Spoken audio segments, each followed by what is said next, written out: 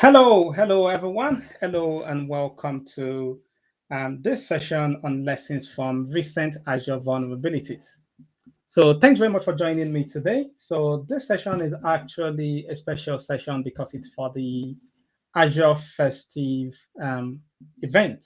So there's the Azure Festive event that happens every year where different people from different areas of expertise on Azure get together and release just different content relating to Azure knowledge sharing.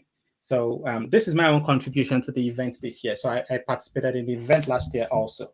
So by the way, so this is happening via an Azure Cloud Security Meetup group that we have set up. So if you're here to join the group, please ensure that you use the link that you're looking at on the screen to join the Meetup group. So I'll get right into it because we have very limited time and we have a few things to cover before the end. So I hope that you can hear me. So I'm just looking at the chat window to just make sure that everyone that's live can hear me. And I hope that my voice is coming through fine. So if you can hear me, just say hello, just say something so I know that you're good. So once I confirm that you're good, I'll go ahead and start. So let's see. Hello, I can see Bill. Hello, thanks very much for joining again, Bill. Okay, so just some quick information about me then. So let's get started. So my name is David Okiode. So I'm the EMEA Chief Technology Officer for the Azure Cloud at Palo Alto Networks, so which many people know as a cybersecurity organization. So I work in something called the Prisma Cloud Speedboat, which is sort of like a startup within the organization focused on cloud security. So I am a Microsoft Azure MVP, and I've actually published 2 books on Azure security, which I'll encourage you to check out if you're yet to check them out. So this one is really doing amazing at the moment. So penetration testing for ethical hackers. So this is a practical handbook where we go through practical scenarios for just pen testing Azure. And also, we have I have this other book on Azure security, which what I bring to the book is I bring a simplified approach to explain security technologies in Azure. So I try to take away all the complications and all the noise and all the irrelevant stuff that sometimes we had as technology people, and I try to keep it as simple as possible in a way that someone that probably new to technology can read and understand what's being communicated here. So what's the purpose of this, David? So the purpose of what I'm going to be sharing today is we're going to be going through some of the recent vulnerabilities that happened on Azure recently. We're going to be going through them, and we're going to be going through some lessons that we can learn from them. So there are 3 key vulnerabilities that happened this year that I'm going to be touching on a little bit. So there was a vulnerability called Chaos DB. There was another vulnerability called Azure Scape. And there is a third one called Oh My God. So these are a bit unique because these are platform vulnerabilities, right? So most people know that when we talk about cloud security operates on something called a shared responsibility model. A shared responsibility model means that what is my cloud provider responsible for in terms of securing my workloads and the platform itself? What am I responsible for, right? And some responsibilities are split between the customer and the cloud provider. But all of these 3 vulnerabilities happened because of something that was wrong on the side of the cloud provider. So what lessons can we learn from them? So I'll start with the first one. I'll start with Cosmos DB. So Cosmos DB was first made known or published in August of this year. So it was detected by 2 security researchers from a company called Wiz. So I believe the researchers are Sagi and Ner. So they both discovered this vulnerability, and it was it was a critical one. So what happened in that case is that for those that are familiar with Cosmos DB, Microsoft had this feature in Cosmos DB which allowed us to be able to use a Jupyter notebook to query data in code. So they had like this shiny new feature. You have your Cosmos DB database. You can go ahead and you can bring up like a Jupyter notebook, write code, query your data in code, get amazing visualizations back. However, what happened was that the way that feature was implemented was faulty. Right? It was faulty from an architectural perspective. And I encourage you to just go search for Chaos DB, go read. So the two researchers had a very comprehensive paper that they published, and they had like an event at Black Hat where they discussed that. I encourage you to go check that out if you're yet to check it out. But essentially what they found out was if you run code in Python, it ran using a limited credential. But if you run the code as C#, it ran as root. Interesting. We can run code as root. So what can we do? They went further and they used the newly found permission as root. They used that to create an additional root user to gain access to the backend. When they gain access to the backend, they started to look around. And what they found was they found IP table rules that were restricting certain traffic. Of course, if you're pen testing something and you see somebody intentionally blocking something, it gains your attention. You're like, why exactly are you blocking that? So they were interested in that. So what they did was they used the root privileges that they had. They used that to remove the IP tables. And then they were able to detect certain access to some internal systems at Microsoft, right? So through something called the wire server. I'm not going to go into that, but there's a special IP address in Azure that starts with 169 that allows platform services to communicate with sort of like backend services through something called a wire server. They were able to gain access. They were able to steal certain certificates from there. And they use those certificates to authenticate to internal systems at Microsoft. And the end result of that was they were able to expose the database access keys for thousands of Cosmos DB users. So in other words, you have this database, and the database has access keys that essentially, in some cases, gives unrestricted data access or unrestricted data plane access to the different data that you have in this service. So they were able to exploit that anyways.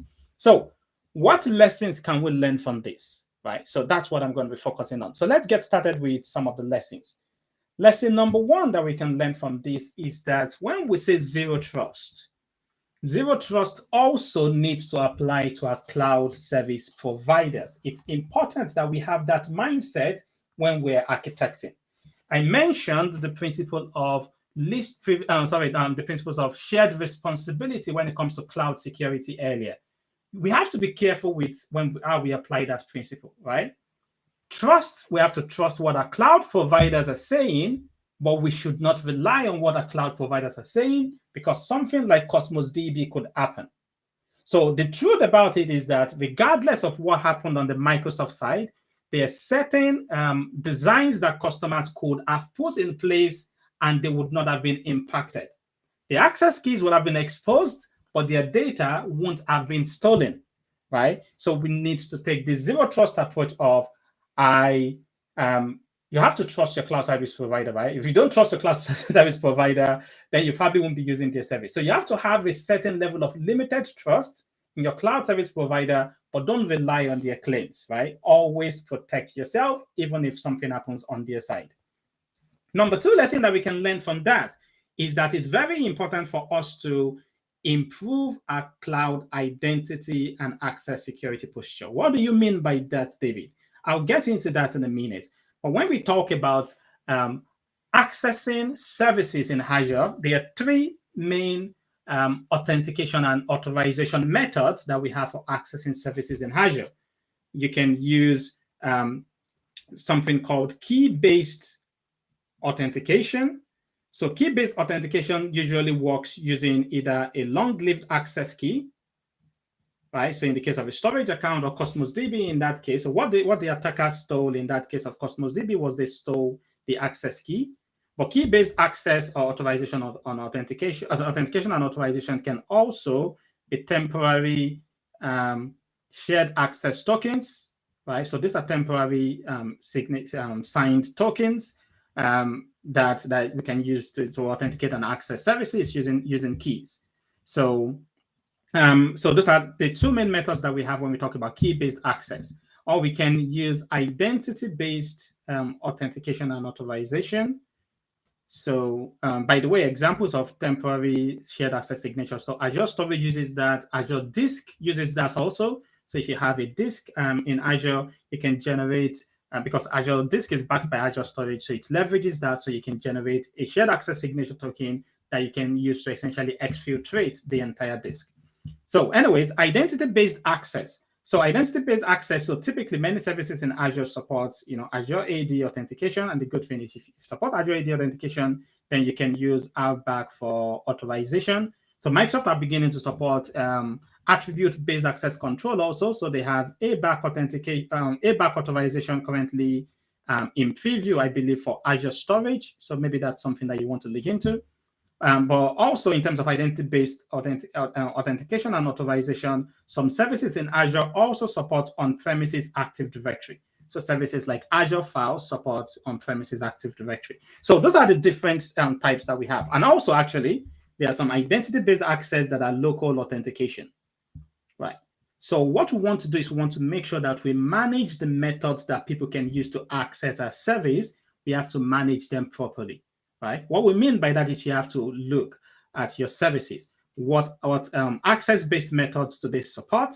Right? Are they implemented securely? So in the case of Cosmos DB, in some cases, if you're using Cosmos DB and you're using Cosmos DB, the SQL API, there's no reason why you should be using an access key for authentication and authorization, because Cosmos DB SQL API supports Azure AD authentication.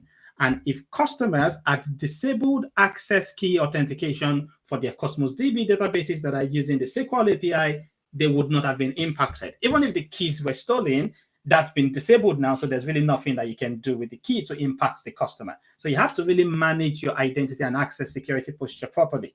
The other thing that you need to do is you need to improve your platform service security posture. What do you mean by that, David? In the case of Chaos DB and Cosmos DB, if customers had added additional layers of security to their defense system, to where if you want to be able to access data in this database, you have to come in through a private isolated network. So using different methods like VNet integration or private endpoints, using those types of methods, that will have greatly minimized that, because what that means is that an attacker would also need to compromise an internal network to be able to use the key that they just stole, right? So anyways, let's look at some of these in more details. So some of the things, number one lesson that I mentioned here, so disable key-based and local authentication where possible. Services in Azure support 3 categories of authentication and access, like I mentioned earlier: anonymous authentication, key-based authentication using long-lived or temporary access token in terms of SaaS tokens.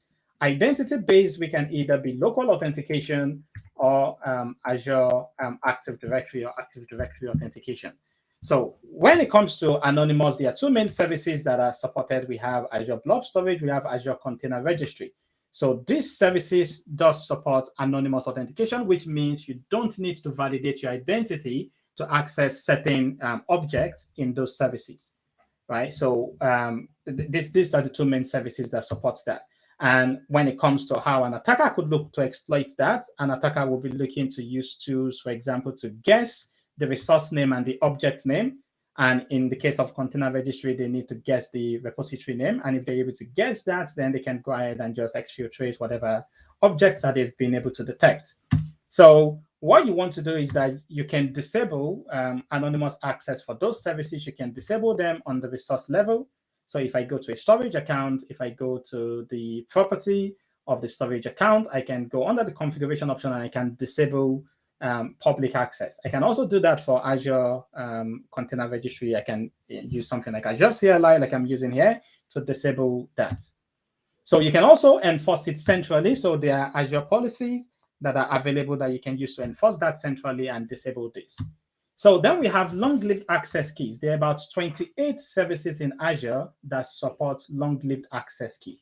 So what these are is they are randomly generated unique keys that in many situations, what this keys does is they give unrestricted permissions or unrestricted data plane permissions to whoever has the keys, right? So these are very, very sensitive keys. So we have services like Azure Storage, Cosmos DB, Batch Account, Service Fabric, Cognitive Service, Bot Service, and others, right? Up to 28 services that support these randomly generated unique keys that in some cases, what they do is they provide unrestricted management or data plane access. For example, if you have the access key for an Azure storage account, you can make service level management changes like modify the core settings of the blob service if you have the key. So you can go ahead and make certain service level management changes. You can also gain access to all the data in all the services,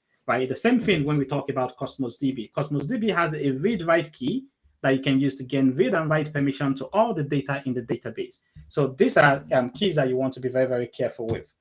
So there are some keys that gives read-write data plane permission. Some keys only give read-only permission, like the case of Cosmos DB. There are actually 4 keys. So 2 of the keys, the primary and the secondary key, gives read and write access. Then there are additional read-only keys that gives read-only access to the data, right? So you want to be a bit careful of that. So what are some of the practices that I need to be careful about here, David? So let's go into some of the practices that you need to watch out for. Let me skip some of this and let's get into some of the practices that you want to do. Okay, here we go. So let's go ahead and switch that. So as I mentioned, disable local authentication, disable long-lived access keys, and disable SAS generation where possible. So you want to make sure that you have that disabled. Number 2 that you want to do is you want to monitor configuration for status changes. So for example, if you disable that, you want to also monitor using posture management tools to ensure that somebody doesn't enable it afterwards, right? So if you disable it, make sure that you monitor so that if somebody enables it either accidentally or intentionally with a malicious intent, you get an alert. So you want to monitor for those. You want to monitor event for usage. So you want to monitor cases in your environment where long-lived access keys, local authentication, or temporary access tokens are used. So for example, if I add to, actually, you know what? Let me add to my Azure environment very quickly. Okay, so apologies. Let me go to my Azure portal. So let's do this and let's bring this up on the screen. So I'll show you an example of if I have a storage account and I want to identify if I want to identify if local access is being used. So I have some storage account here. If I go to that storage account that I have over here, so there are different ways that I can use. So I can go check the metrics to identify that. So if I go to under monitoring, under metrics of my storage account, if I go to filter for the account level and I filter for the metric, the transactions, and then I can add an additional filter to check the dimension of that transaction metric. So, and if I filter for authentication and I check for where authentication is account key or authentication is shared access signature, and I can go ahead and I can specify a time period and say, show me in the last 7 days where key-based access, and you can see that that's been used like roughly about 100 times, right? So that's not good. So maybe I want to watch out. So that's one thing is that you can go view that metric and then you can use that to identify where things like that have been used. So other services that support key-based access have different metrics that you can access for that. You can also view that from the resource logs if you have resource logs enabled. So for example, if I go to Event Hub, so currently the storage account that I showed you, I have login enabled to where it's currently sending resource logs to Event Hub. So if I go to that, and if I just show you what I have here, so on the on the monitoring, on the diagnostic settings, what I've done is I've enabled resource logs for all the services of that storage account, and all these logs have been sent straight into an event hub. So I have that event hub where that's going into. So what I can do is if I go over to that event hub, and if I go to on the hub called hub01, just to show you an example of what that looks like. And hopefully that responds very quickly. So hopefully it doesn't keep us waiting. So here we go. Here we go. So that's the hub. And if I go to the hub and I go to process data that's been streamed to that hub and I go to explore that, What I'm just going to do is I'm just going to leave the default query and just gain visibility into all the logs that exist in that. And I can see that there are quite a few logs that exist. I'll view them in their raw format.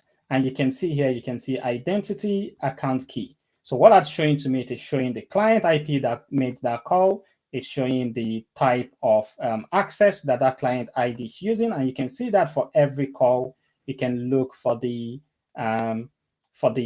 records dot identity property of the log.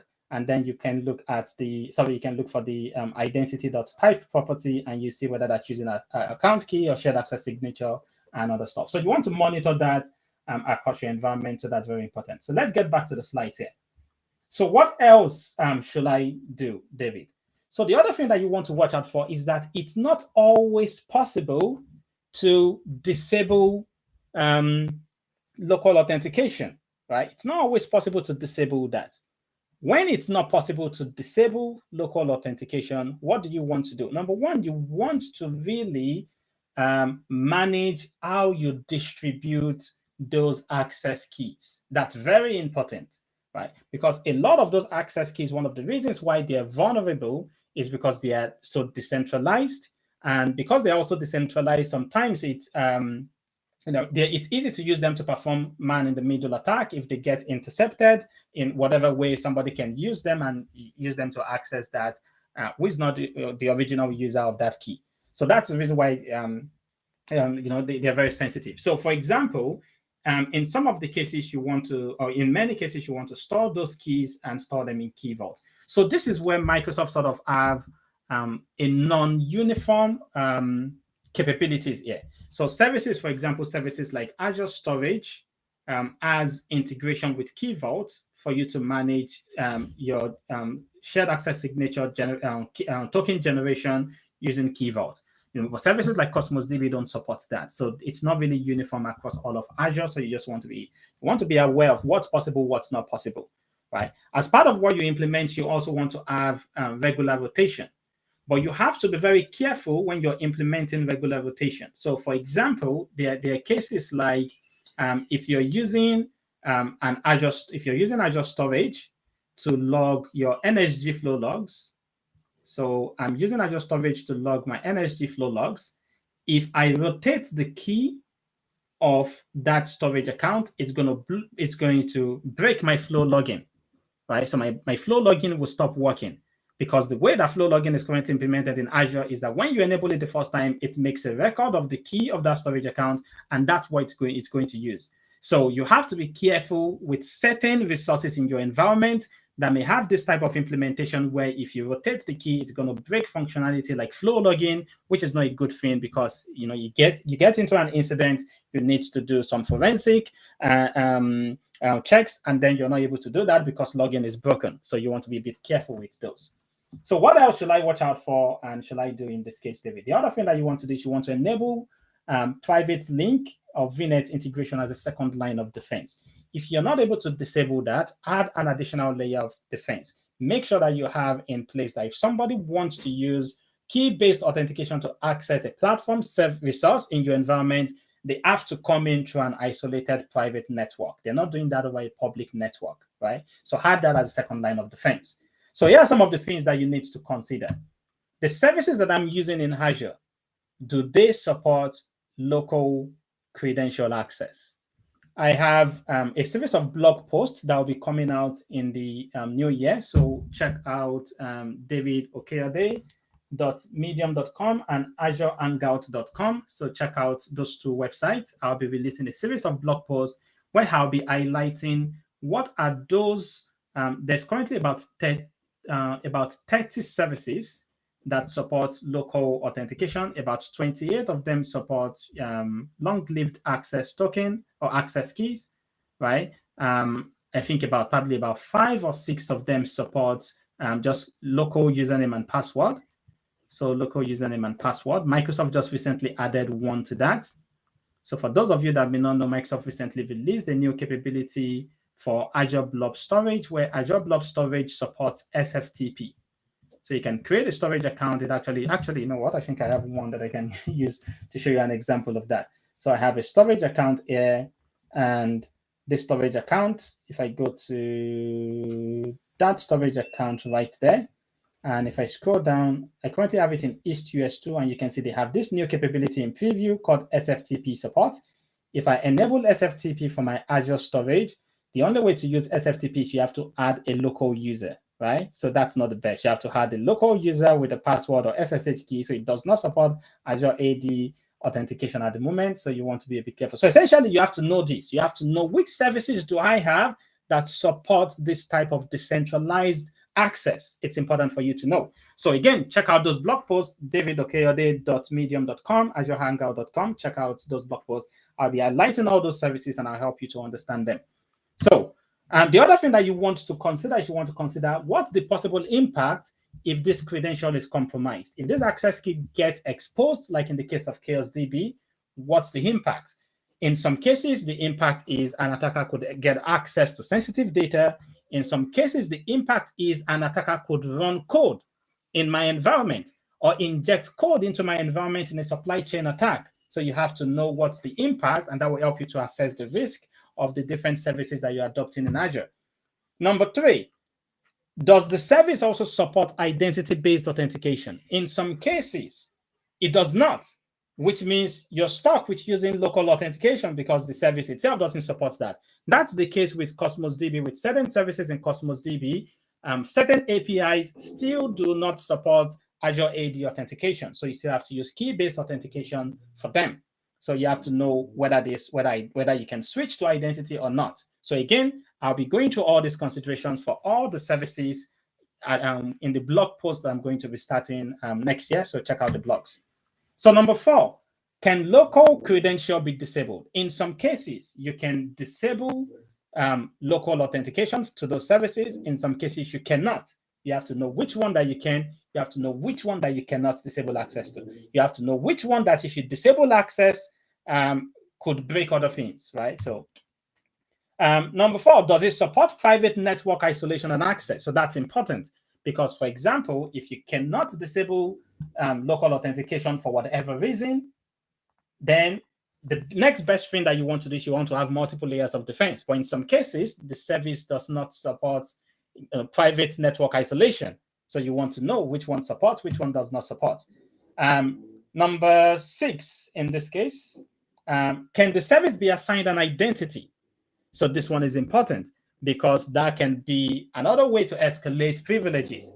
If I use an access key to compromise a service, if I use an access key to compromise a service, and that service has an identity that gives it permission to other services or other resources in Azure, then that can help to move further in an attack chain. So you have to know, does the service support it and manage the identity? Does it not?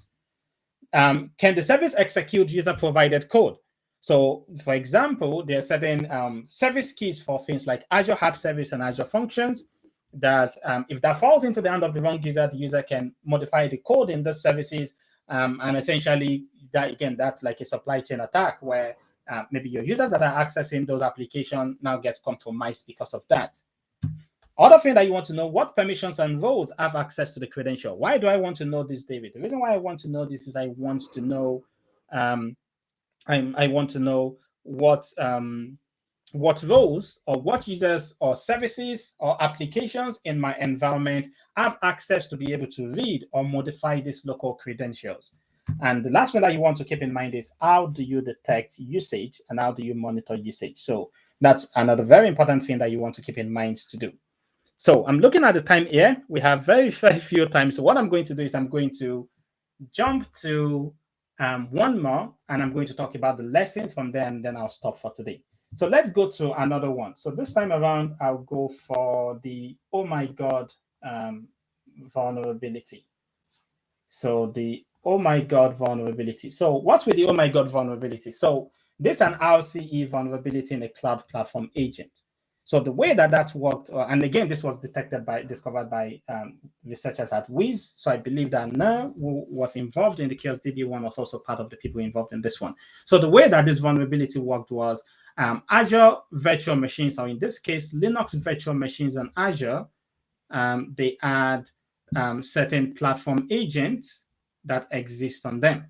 So the agent was using code that was found to be vulnerable to RCE.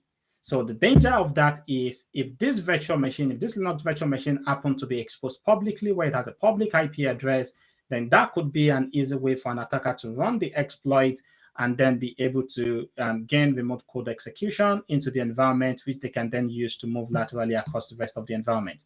Or even if, let's say, you had an infected system internal within your organization, the attacker can use the private IP of the resource and then use that to essentially exploit the remote code execution and essentially take over the environment. So this one was also very, very due to like a poor implementation on the side of the developers in this case at Microsoft.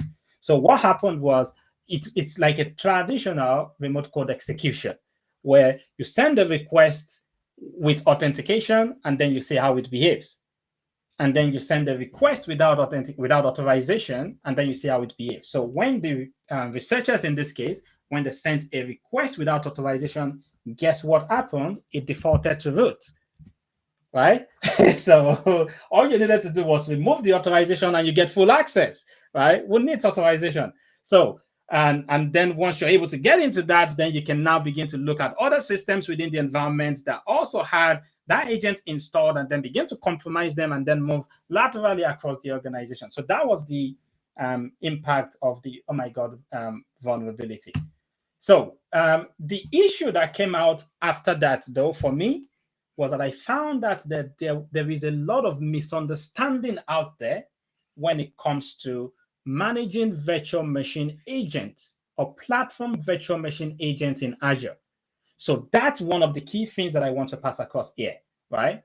When you have a Linux virtual machine in Azure, every Linux virtual machine, including Windows virtual machine, has a platform agent installed called the WA agent. WA agent stands for Windows Azure Agent. So they all have the Windows Azure agent installed on them. So what the agent does is that the agent manages the interaction between the platform. So on the Azure platform, you have these things called fabric controllers on the Azure platform.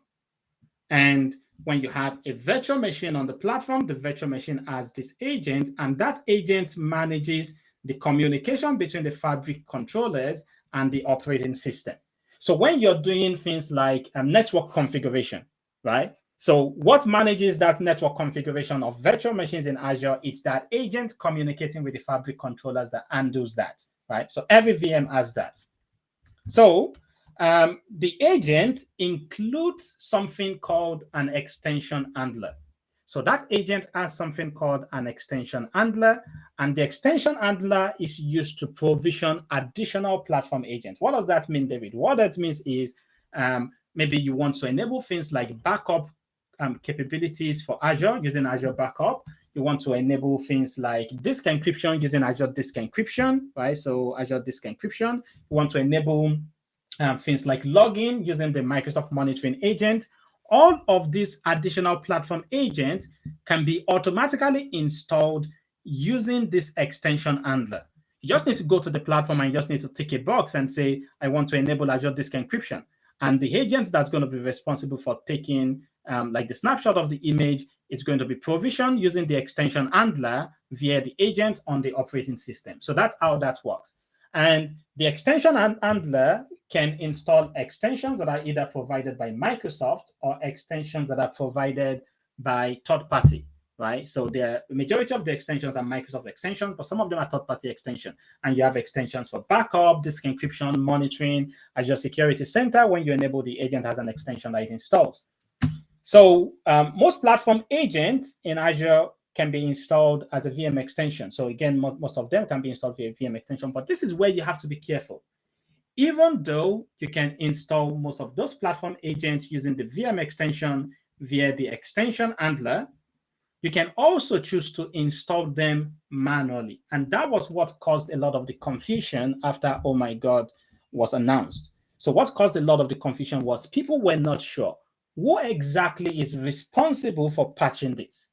Microsoft, I have a VM in Azure. I've enabled this extension to give me disk encryption. It's vulnerable to this, it has this vulnerability. Who is responsible for patching it? Well, who is responsible for patching it depends on your method of installation. If you installed the extension, if you installed the agent using a VM extension via the extension handler, Microsoft are responsible for patching that. As a matter of fact, Microsoft documentation states, if that's what you've done, you cannot opt out of patching because Microsoft takes responsibility for patching that. However, if you've installed it manually, so maybe you've downloaded something like the Microsoft Monitoring Agent and you've installed that manually by yourself, then you are responsible for doing that, for keeping that up to date, for patching that. So in the case of this vulnerability, you'll be responsible for patching that. The other thing that added to the confusion was that for Microsoft managed patching via the VM extension, the timing could be different. What do you mean by that? For example, Microsoft could release the patches in East US, but the patches are not yet in West US, for example. Or what Microsoft could do in some cases is if you deploy a new virtual machine with a new agent installation, it's going to be patched. But for existing virtual machine, it's yet to be patched. You're still waiting for it to be patched. So it wasn't really clear as to Microsoft, when exactly are you going to patch for new installation? When exactly are you going to patch for existing installations, right? And it wasn't clear. Nobody had any document that says here is a time scale for all of that. So that's one of the things that I'm calling out here is that Microsoft do need to be more transparent in how they do this, right? If I have a virtual machine in Azure and I've added this extension and some agent, Microsoft, you need to give me visibility. I should not have to be chasing this around for me to know exactly who is responsible for what and when you're going to roll that out. I should not be in the dark for that. But anyways, there are certain things that customers need to know to protect themselves in the future. So number one thing is that many people may not know, but when you're installing an extension for Azure Virtual Machine, there is this property called Enable Automatic Upgrade that you can go ahead and you can enable. So unfortunately, that property is not supported for all extensions. It's only supported for only 5 extensions at the moment. So it's not supported for all extensions. It's only supported for only 5 of them. But the sad thing is that it defaults to false. So it's going, if you just go to just click enable something like Azure Policy Guest Extension, and you had the Azure Policy Guest Extension, it's going to add the guest extension and add the agent for you, but it's going to keep the automatic upgrade status. It's going to set it to disabled by default. So what that meant is that when you're installing it, you have to make the conscious decision to set that value to true. Otherwise, what that means is that if Microsoft releases a new version for that extension, you have to go essentially click on that and upgrade it yourself, right? So you can trigger it via API, but you still have to manage that process. So it defaults to false. The other thing that, and the other property that many people were not aware of is a property called auto upgrade minor version, right? So auto upgrade minor version, this particular one, it's supported for all Microsoft's VM extensions. So at least from what I've seen so far, it's supported for all Microsoft VM extensions. And what this does is exactly what the name says. So the other one manages like the old upgrade. If Microsoft changes like the version of the extension, it's going to upgrade it. This one only deals with minor version upgrades, right? So this is set to true, and it's something that you can audit using something like Azure Policy to audit across your environment to make sure that this is set to true and this is kept set to true in your environment. So what are some of the lessons and recommendations here? And then I'll take questions and then we'll stop for today. So here's some lessons and recommendations for you in light of some of the things to learn. Include extension management as part of your security posture management. So when you're doing that, you want to, number one, make sure that people can only install extensions that you've approved. Because what that has shown you is that extensions are just software at the end of the day installed on your virtual machines, and they could be vulnerable.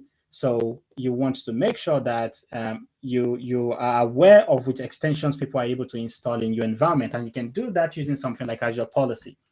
The other thing that you want to do is you want to audit and enforce the enable automatic upgrade property for the extensions that are installed in your environment. You want to make sure that that's set to true.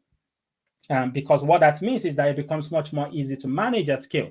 Because if you hold yourself responsible for managing this extension upgrades by yourself, most likely you're going to forget, you're going to let something slide. So at least, you make that decision as to how you want to do that, but just be aware that you can audit and enforce it at scale using something like Azure Policy and set that to true. So the other thing that you want to do also is you want to audit and enforce the auto upgrade minor version property for all the extensions that you have. And you want to ensure that that is also set to true so that you can get minor upgrades automated for those extensions that you have installed in your environment.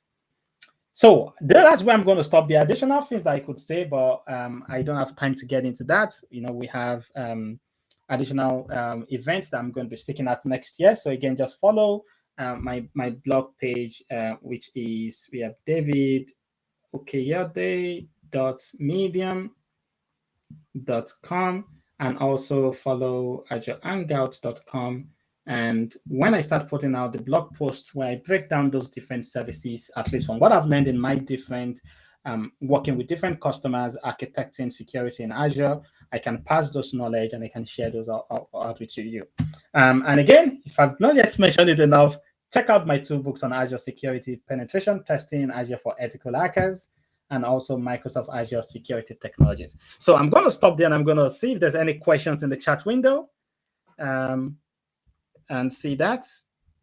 Any questions at all in the chat window? So I can't see any question in the chat window. So if there are no questions, thanks very much everyone for joining me. I think that I'm bang on 45 minutes. So really appreciate you taking the time to listen.